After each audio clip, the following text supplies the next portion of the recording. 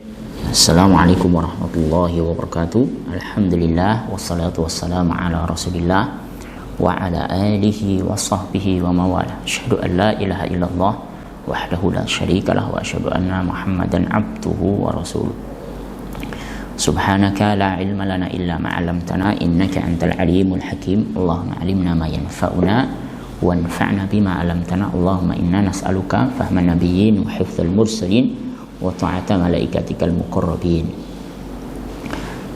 Bersyukur kepada Allah Subhanahu wa taala, tak henti-hentinya kita memanjatkan kalimat alhamdulillahi rabbil alamin. Iman kita masih dikokohkan di kesempatan yang penuh rahmat ini. Kita masih diberikan kesehatan, kita masih diberikan banyak nikmat. Walaupun di tengah-tengah kondisi yang hari ini mungkin sedang tidak normal, tapi ajaban li amril mukmin. Jadi semua itu bagian dari kebaikan untuk orang-orang yang beriman. Kita akan melanjutkan 2 episode sebelumnya, bahwa Allah Subhanahu wa taala di samping memberikan ancaman dosa-dosa kepada manusia, tapi Allah Subhanahu wa taala juga memberikan kabar gembira penghapusan dosa-dosanya. Kabar gembiralah mereka orang-orang yang qad aflaha man zakkaha, orang yang selalu mensucikan dosa-dosanya, nafsunya. Wa qad khaba man dassaha. Di 2 episode yang sebelumnya ada dosa-dosa yang menghapuskan ketika di dunia, yaitu taubat atau istighfar kepada Allah Subhanahu wa taala. Yang kedua adalah amal soleh, yang ketiga adalah musibah. Kemudian 3 fasilitas Allah Subhanahu wa taala sebagai penghapus dosa di alam barzakh adalah doa yang masih hidup, orang yang beriman, kemudian warisan amal soleh yang dibuat oleh si mayit yang masih dilakukan oleh yang hidup, kemudian siksa kubur. Kalau ini sudah cukup menghapus dosa si mayit semuanya, maka bersyukurlah kepada Allah Subhanahu wa taala. Itu semuanya karena kemurahan, maha rahman, maha rahimnya Allah Subhanahu wa taala. Tapi kalaupun masih tersisa dosa, maka Allah menyediakan 3 fasilitas setelah episode perjalanan manusia di alam barzakh. 3 itu adalah fasilitas penghapus dosa di akhirat. Tentu semua kita akan mengalami perjalanan ke akhirat, dan ini maha dahsyatnya peristiwa itu, yang tentu semuanya akan mengalami peristiwa yang maha dahsyat, baik beriman maupun yang kafir, baik percaya kepada perjalanan hari kiamat atau yang ingkar, semuanya akan membuktikan. Nah, disitulah kita membutuhkan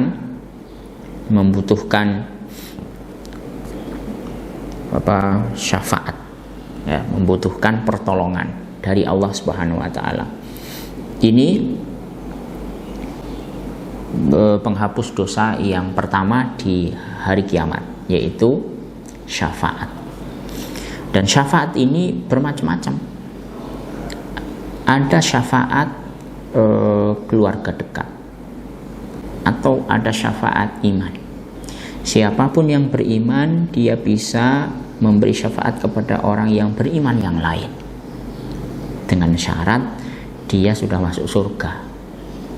Jadi ini disebutkan dalam riwayat bahwa orang yang beriman itu yang sudah di surga, dia rindu dengan sahabat-sahabatnya yang dulu beramal soleh di dunia.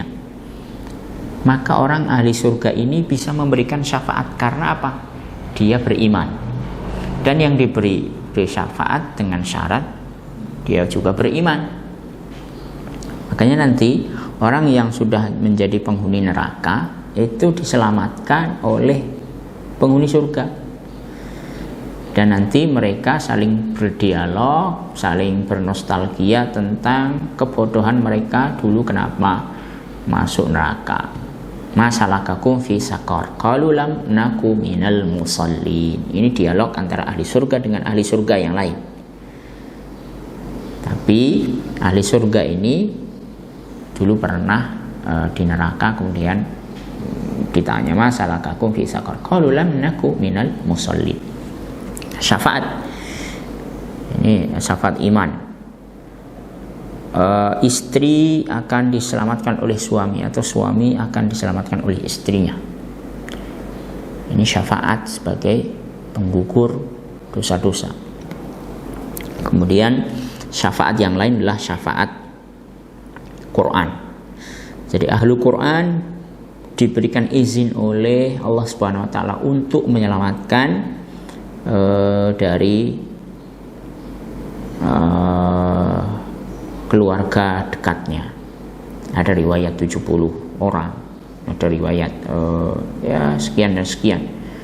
Silakan selamatkan sekian puluh orang itu. Kemudian ada syafaat yang lain, pertolongan yang lain adalah Quran itu sendiri. Jadi Quran yang 30 juz ini akan memberikan pertolongan, syafaat. Sebagaimana semua ibadah memberikan syafaat. Sedekah memberikan syafaat di hari kiamat. Syafaat kullu mri'in tahta dhilali sadaqati hatta yughda alaih yaumil qiyamah. Di hari kiamat nanti semua orang akan dilindungi oleh ibadah.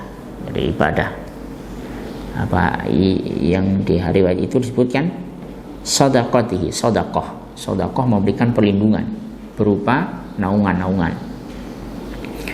Kemudian amal-amal soleh semuanya memberikan syafaat, ya, keadilan, al-imam adil, ya, sabatun yudhilluhumullahu yauma la dhilla illa dhilluhu. Itu karena apa?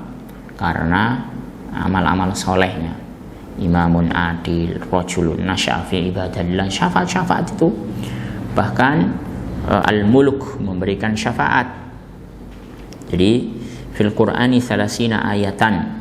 Di dalam Quran ada yang surat 30 ayat. Kalau dia dibaca itu maghfirah. Jadi ampunan bagi yang membacanya. Apa itu? Ala wa ya tabarakalladzi biyadihil mulk. Itu surah Al-Mulk. Begitu juga dengan surah yang paling besar pembelaannya kepada pembacanya adalah surah Al-Baqarah dan surah Ali Imran. Ka'annahuma wayayatani aw wamamatani, seperti mereka itu menjadi wamamatan, dua awan yang tebal yang memberikan pertolongan kepada pembacanya. Surah Al-Baqarah, Zahrawan, dan surah Ali Imran. Dan syafaat yang paling besar adalah syafaat Rasulullah SAW. Syafaati li ahlil kabair min ummati. Syafaatku untuk umatku yang berbuat dosa, sekalipun dosa itu apa? Al-kabair.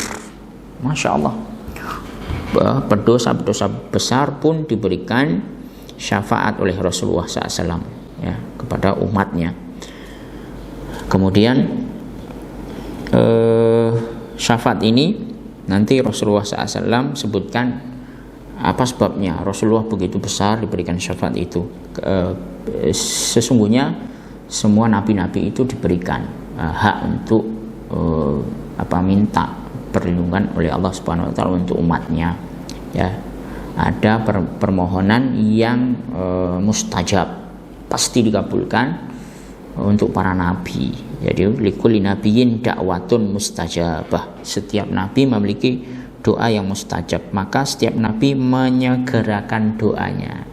Nabi-nabi itu semuanya, ya, doa, ya, satu doa yang mustajab itu semuanya sudah dipakai oleh nabi-nabi sebelumnya.